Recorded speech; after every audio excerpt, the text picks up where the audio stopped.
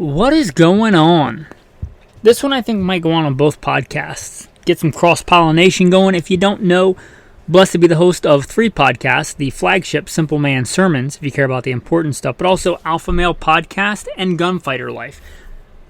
I try to keep those fairly separate, the vast majority of episodes, but this one, again, some cross-pollination, so it might come out on both. If you're not subscribed to both, be circumspect. What are you doing? Subscribe to both. Come on, man. But this one, can't we all just apocalypse along? Right? There's kind of a divide, I think, in the prepper, survivalist, tactical community. If you're not a survivalist or prepper or whatever, again, I would say be circumspect and consider that. Look at just the world around you and see if it might not be wise to and prudent to foresee the potential for bad things in the future and prepare yourself. But anyway, just like the gun community, I don't know if you're familiar, but there's sometimes a friendly rivalry, like a joking rivalry, like what you would have between the Army and the Marine Corps, and I served in both, so I guess that qualifies me to say that, I guess. But there's a friendly rivalry, right? Like between the Army and the Marine Corps, or between any of the two branches, really. You go from that jovial kind of messing around to actual animosity. You see this in the gun world, as in the people that are into the more old school walnut and blued steel kind of, they're referred to despairingly as FUDs, like Elmer Fudd, or the guys that are into all the tactical plate carriers and ARs and just that, and they're kind of referred to as the mall ninjas or something like it. But I think both have merit, and I think that's one of the things I'm blessed with. Because there's a lot of guys that do content that really have no practical real-world experience in the gun world, and some only have a very narrow experience. Not to take away from that, but they were just this one thing in the military. Or they were just a big game hunter. And I say just as in not that it's a bad thing, but that's a very narrow scope. Somebody that's hunted their whole life and has combat experience and has law enforcement experience, all that stuff, to give you a well-balanced approach. I think that's one of the things I'm blessed to be able to do and pass that knowledge on in gunfighter life, is that I've been a professional big game hunter and guide. I've also been a private contractor. I've also been law enforcement. I can talk about the Glock versus the SIG 320, and I can talk about the Browning A-Bolt versus the Winchester Model 70. Even though they're kind of two different worlds and a lot of people don't have crossover. Anyway, what does that have to do with today's topic? I know that's kind of a roundabout way, but you may see, if you get into the world of preparedness and prepping and survivaling, whatever you want to call it, this divide, this bifurcation, this dichotomy of the old school bushcrafty, I'm going to make cordage out of a yucca plant and make a Paiute deadfall. And the tactical guys, when the end of the world's coming, I've got 50,000 rounds of ammo and my choice of 3 different configurations of Daniel Defense AR-15 variants and civilian legal flashbangs, and I'm ready to rock and roll, man. And you're thinking, which one of these is right? Oh, well, they can both be right. They can both be right. And I don't think there should be this animosity in the survival, prepping, world community. And I think it kind of putting them in 2 separate camps and looking at them as one's right and one is wrong really hurts us in the main goal of survivalism. If the goal is to continue to survive, whichever one in that circumstance gives you the greatest chances of survival and doesn't compromise your morals, that's the right answer, period. It shouldn't be an either-or thing. You should have skills in both, right? I can make stuff out of birch bark. I'm looking at something I made out of birch bark on the wall behind me. I can stalk and slay a deer. I'm also looking at my EDC gun sitting in front of me. Sig Sauer M17 with a Trijicon RMR. Old school and new school, baby. whichever one gives me the greatest chances of survival. My EDC knife that I'm carrying right now is a Tops Tracker. Number 3. Got it fixed with a ferro rod and water purification tablets. A compass. Ranger bands for tinder. That's all on my EDC knife. Is it for tactical application? Is it for fighting? Is it for bushcraft? Is it for skinning a deer? Yes, yes, and yes. Check, check, check. Anything, right? Can I start a fire with tinder and a ferro rod? Yeah.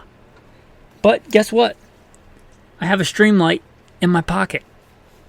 Because if somebody tries to ambush me at night at a gas station, I don't want to be sitting there trying to figure out what they look like making sparks with a ferro rod and making a torch. Likewise, I can make stuff out of birch bark. But if I'm in the woods, and if you don't know, my wife and I live as neo-nomads, we live large chunks of our life off-grid. I'm semi-off-grid right now. Have been a long time since I've been on grid. But if I'm out in the wilderness and my goal is to not just learn a skill, but my goal is to actually get water. If you don't know, living off-grid, getting water is one of the biggest pain in the butts day to day. Not like the acute, but the chronic, like the things that you need. If you just are accustomed to turning on the tap and getting water, you would not believe what a chore it is to get water, especially when you have to move water to where it is to where you are, like hauling it up from a creek. Okay, on that, if I'm trying to move water, can I make a container out of a deer stomach? Yeah, I can. Can I make a container out of birch bark? Yeah, I can. But if I come across an empty 2-liter bottle, guess which one I'm going to use to move water? The 2-liter bottle, right? Unless I'm trying to learn a skill of making a container out of birch bark and yucca needle and thread, which is a good skill to have. But unless I'm trying to do that day, if I'm trying to move water and I come across an empty gallon jug, I'm going to use it. Right? It's better. It's there. Should you know how to make shelter with primitive materials? Yeah.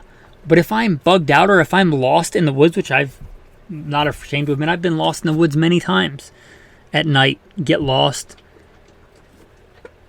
Right? If I'm wandering around in the woods, I can make shelter, but if I come across an abandoned car with most of the windows and doors intact, am I going to sit there and make a bushcraft shelter out of, make a wiki up out of saplings and green spruce boffs? Or am I going to simply crawl inside that abandoned car and try and find some old plastic or something and patch up the one window? Right? Probably that one. That's probably the right answer. Why? Because it gives me the greatest chance of survival. The odds of me making, in an evening when I'm lost in the woods, a better shelter than an abandoned car, it's pretty much nil. Right? If I have some basic supplies like a Mylar survival blanket, I'm going to stay in the abandoned car. It's already shelter. Which one is the right answer for survival? Whichever one in that given circumstance gives me the greatest chances of survival. Let's flip that and say that I'm on the run. I'm hiding. People are trying to kill me.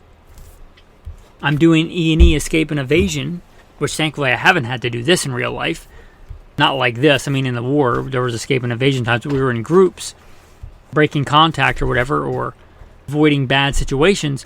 But I've never been like a downed pilot. I'm not going to pretend like I have. But if I was escape and evasion in the woods and people were looking for me, then the right answer would be not to stay in that abandoned car, because that's an easy place for people to look. I would probably make a more discreet shelter, like digging a shallow trench and covering myself on the bottom with dry leaves and on the top with small cedar boffs and covering them with some kind of natural material, some moss or something. Which one? The right one in that situation. You should have both those skills. You got the guys who are like, when crap hits the fan, it's all about archery because I can make my own arrows and whatever, and it's silent, and I've seen a bunch of prepper fantasy TV series. Look, you're talking somebody that took his first bear with a bow. I forget if I was 15, 17. I took my first bear with a bow when I was very young. Right? I've been hunting. I've been blessed to hunt all over this beautiful country. I can slay an animal with a bow. There's a reason why there's special seasons for that. It's harder. Also, yeah, you may get to a point in an apocalypse where ammo is gone. But you should be able to store enough ammo for your lifetime and your kid's lifetime if you're judicious with it. So it's kind of foolhardy to say, oh, I'm not. And you see this, like people, I think they're just against guns. They're like hoplophobic. They're afraid of guns. They have this like knee-jerk reaction to guns, and they want to justify that and say that oh, guns are silly in the apocalypse because you're going to run out of ammo. Yeah, eventually. But you have to survive all the interpersonal confrontations, all the deadly force conflicts from this point until the ammo runs out, and survive to the point where that bow and arrow makes more sense than the gun. To be able to use both, right? I'm on top of my bed. Just coincidentally, right now, I'm looking at a Benelli M2 and a PSE Coyote recurve bow. I can shoot both, right? You should be able to shoot both. If I'm going out to put meat on the table today, and you give me the choice between those two, I'm taking the shotgun.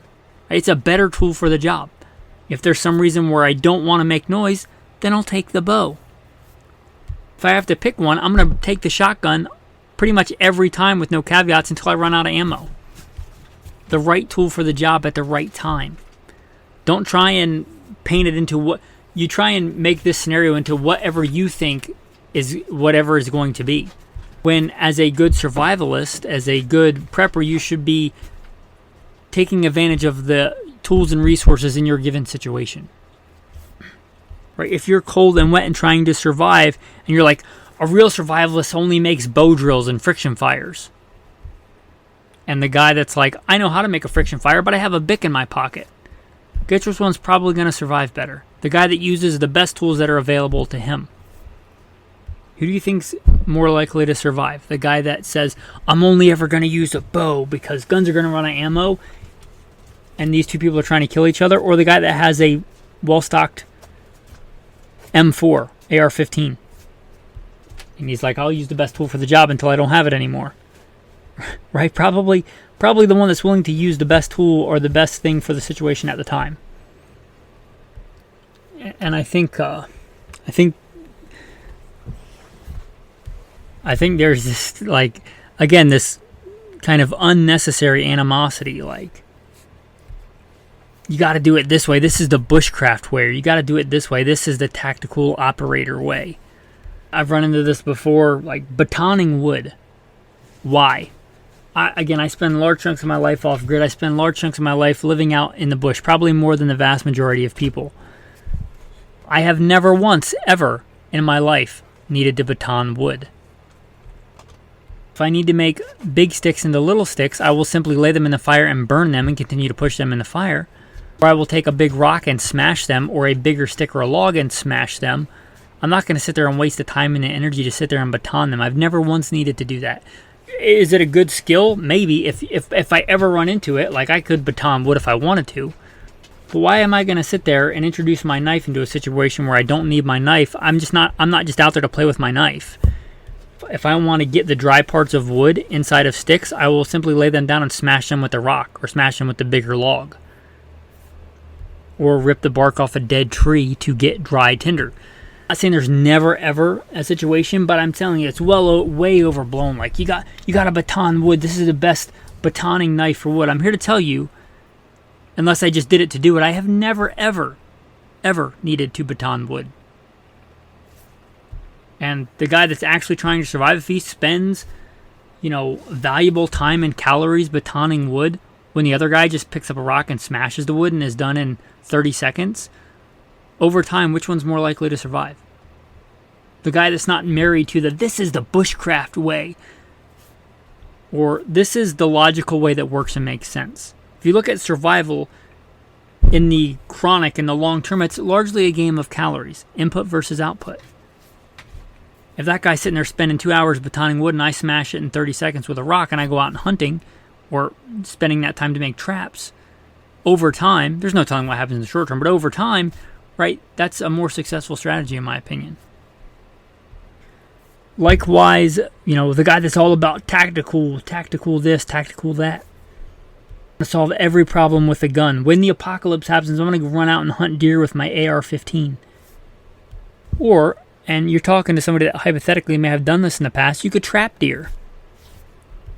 If you're in a non-permissive environment, like I know how to make snares. You're talking to somebody that has been a professional trapper. I've been a professional big game hunter and guide, ranch manager, and part of that was trapping. I have trapped. There's a time to shoot deer with a rifle. There's also a time where it makes a lot of sense, going back to calories and being clandestine, being undetected, where I might have the best rifle in the world. I might have the coolest, tricked out, whatever.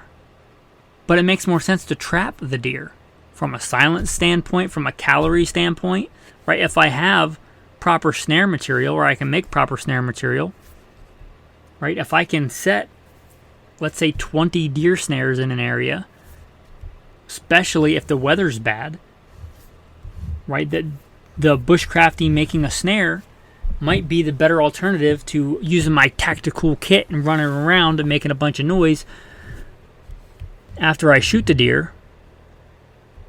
Right? You get the idea. There's a time and a place for both. Which one? You should be well-rounded. Be a polymath when it comes to survival. Maybe that should be the name of the title of the episode. It was going to be something else, but maybe Polymath Survival, at least for a subtitle. A polymath is just somebody that's good at different things. The jack of all trades is probably the colloquial way you've heard it. A jack of all trades, right? Should you have a tactical war belt with all the kit? Or should you know how to navigate with a stick in the sun making a sun clock? Yeah, both. You should know both. Should you know how to make a fire with just basic natural materials? Yeah, you should. But guess what? If there's a battery around and I have a battery and a gum wrapper and I can make a fire that way easier, and it's an actual survival scenario, I'm not actually just trying to master the skill, I'm going to use the battery because it's there. It's a resource.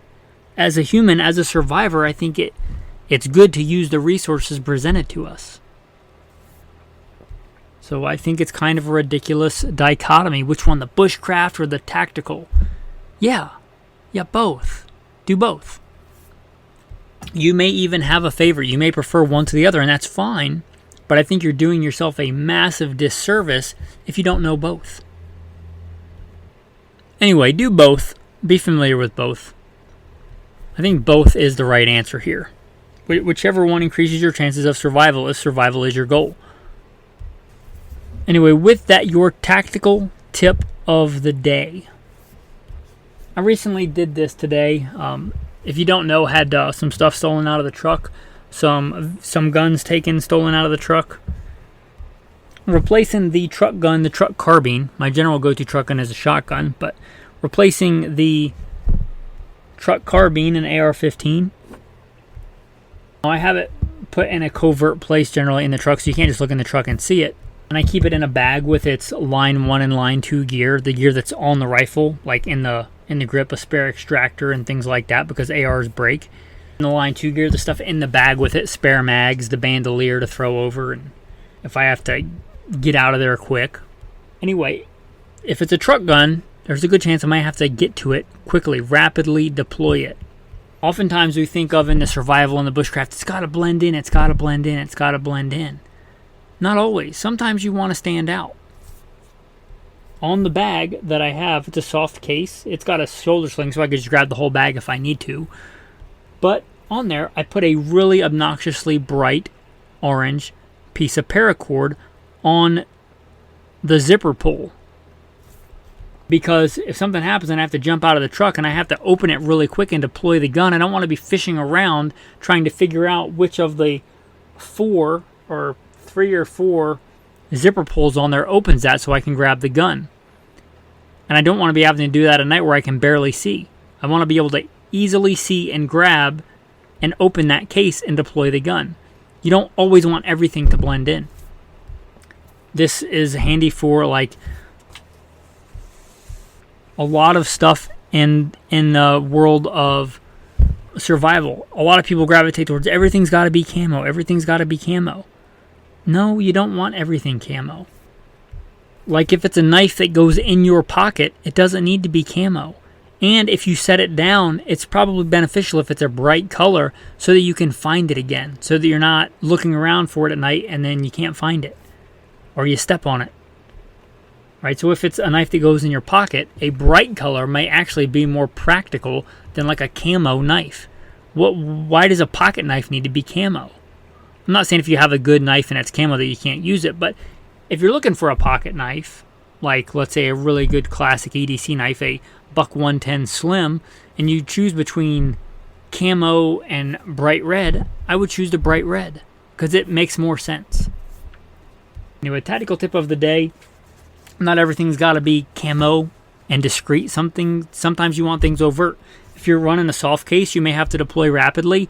Maybe take a bright color, a 550 cord, or even like bright colored duct tape, so that you can grab it and find it easily. If you're a few feet, because you're gonna have to be within a few feet of it to open it, then you can see it really easily. If you're more than a few feet away, you're probably not seeing, several inches of 550 cord. So it's not like gonna give you away if you're trying to do the escape and evasion thing, right? So it just makes sense if there's something I'm going to have to rapidly find and deploy for it to be easy to see. So just a different way to think about things. Again, finding that balance. Overt versus covert. Whichever one is better for the situation. Anyway, that's your tactical tip of the day. Your tactical verse of the day. I would have lost heart unless I had believed that I would see the goodness of the Lord in the land of the living. Wait on the Lord and be of good courage, and he shall strengthen your heart. Wait, I say, on the Lord. Start with the first verse of that again. I would have lost heart unless I had believed. Whether you're more of a bushcrafty guy or more of a tactical guy, the point of your life is not to draw breath as long as you can draw breath. The point of your life, I believe, should be to grow closer to God. Understand God, be in a right relationship with God. The things that are really important are eternal. You are an eternal being, made in the image of God, put here in a mortal coil, in a body that's temporary. But you should be looking at the eternal salvation, at the eternal reality of your existence, not just the practical. Now, the practical is important too. Again, I'm a prepper and a survivalist. As long as God has a purpose for me here on this earth, I want to continue to survive and thrive. But don't just focus on the physical, because you are more than a physical being. You are primarily a spiritual being having a physical experience here on this earth. Don't forget that, and don't forget where your hope comes from. Your hope comes from the Lord, the maker of heaven and earth. I'll read that verse again, and that'll wrap up this episode. I would have lost heart unless I had believed that I would see the goodness of the Lord in the land of the living. Wait on the Lord and be of good courage, and he shall strengthen your heart. Wait, I say, on the Lord.